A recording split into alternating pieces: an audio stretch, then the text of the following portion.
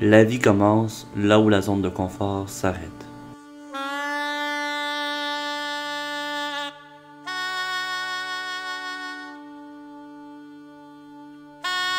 C'est en voyageant que ma zone de confort, je la traverse.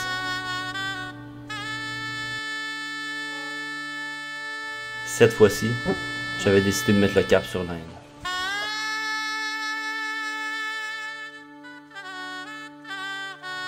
Je peux vous dire que j'étais à des années-lumière de ma zone de confort. J'ai été servi avec ce pays fabuleux, avec ce pays riche en contrastes, en couleurs, aux cultures si différentes, avec une religion forte, omniprésente. C'est un pays qui est difficile à comprendre, difficile à apprivoiser.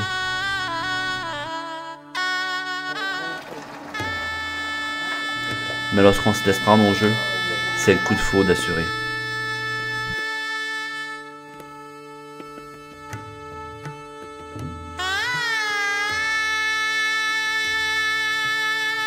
L'Inde, c'est magique. C'est inexplicable. Des fois, j'ai l'impression d'être au Moyen-Âge. C'est tellement archaïque.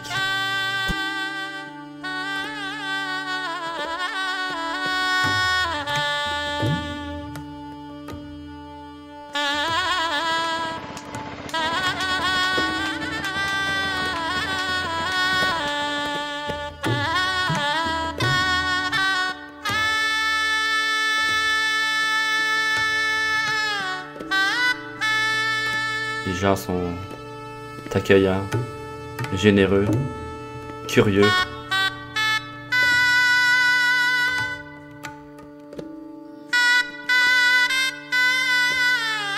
Partout, les odeurs t'assaillent, du bois de santal à l'urine en passant par la cardamome.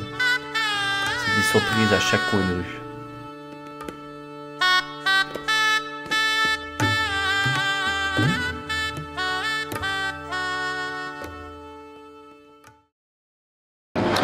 On va se commander des œufs avec ça, hein? Ouais, les œufs, ça m'inquiète toujours un peu. Pourquoi, là, depuis que j'ai eu le salmonelle, là? À cause des œufs? Délicieux. Délicieux. Donc, voilà notre premier repas indien. C'est notre déjeuner. On a une espèce de pain d'âne rôti, succulent, avec un mix Avec les meilleurs de la ville. Ça va être épicé dans la gueule. Allez, alors, tu veux goûter? Je tiens à dire que ce matin, c'était le premier matin que je chiais dur. On a ici du mouton. Toujours au déjeuner. On est excités, on a ça du pain. Ouais, la vie est un cadeau. C'est tellement épicé, là.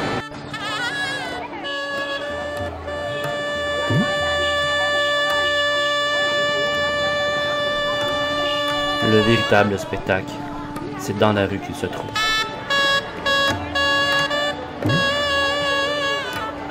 L'Inde se vit à l'extérieur, spécialement là où la voiture n'est pas maître.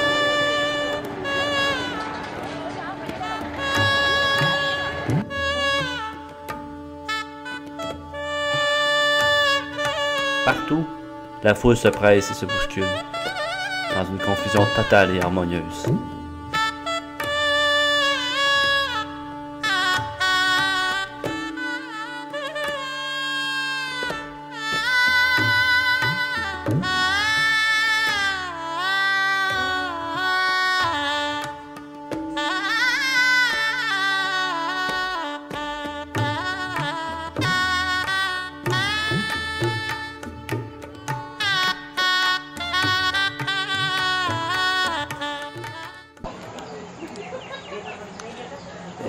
Cashew nut curry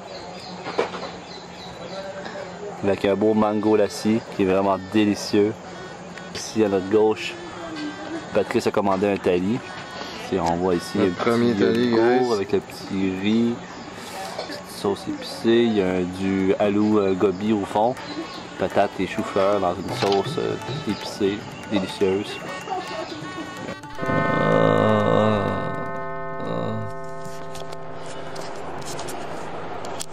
Après 14-15 jours en Inde, ce qui devait arriver arriva, donc je commence à être malade. C'est sûr que ça allait arriver. Donc, mon ami est parti. Moi, je suis dans la chambre d'hôtel, un bel après-midi. J'ai un ventre qui est dur comme de la roche, des étourdissements, mal de tête, de la nausée, des gros symptômes quoi.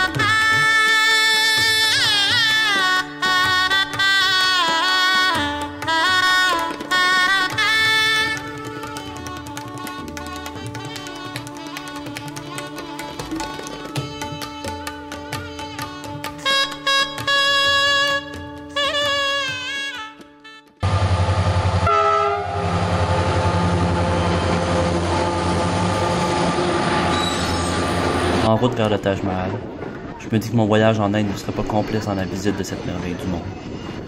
Un détour que je ne regretterai jamais.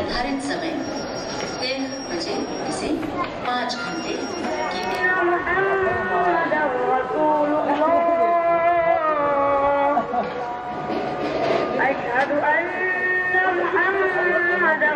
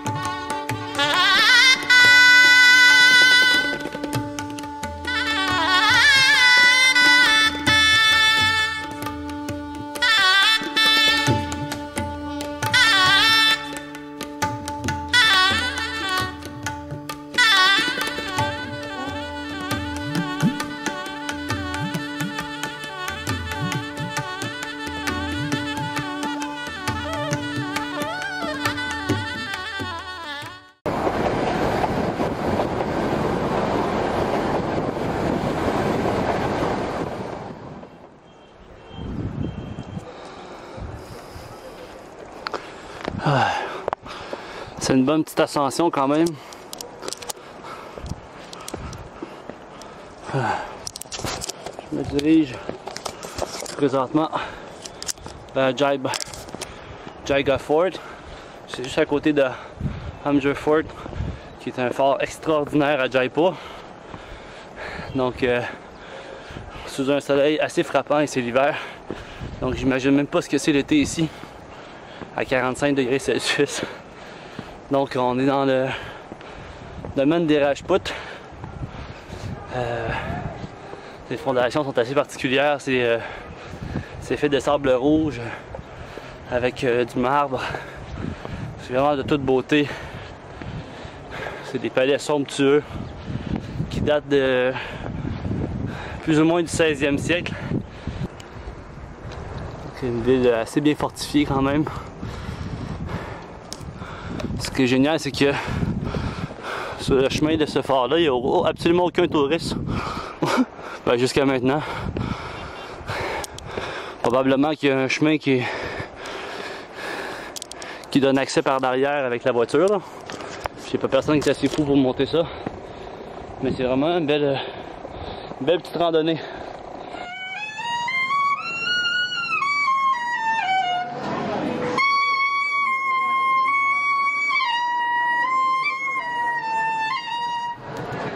L'Inde vient aussi frapper l'imaginaire par sa pauvreté. La mendicité est un mode de vie pour certains, une fatalité pour d'autres. Lépreux, malades, veuves, orphelins. C'est dur. C'est très dur. On se sent impuissant. On voudrait les aider, mais il y en a tellement. On sait pas par où commencer. À bien y penser, il y a un seul moyen de sortir de la pauvreté, c'est par l'éducation. Encore faut-il avoir de quoi se nourrir.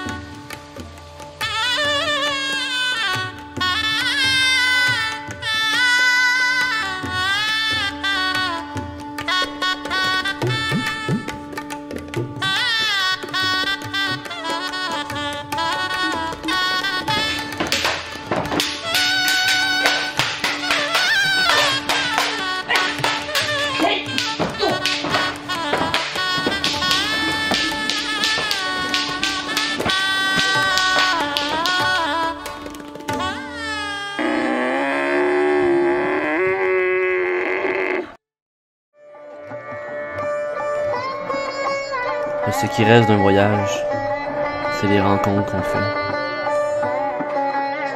C'est les amis que j'ai retrouvés là-bas. C'est les amis avec qui je suis parti. C'est les nouvelles rencontres que j'ai faites. Les petits bouts de route que j'ai partagés avec eux. Des fois des gros.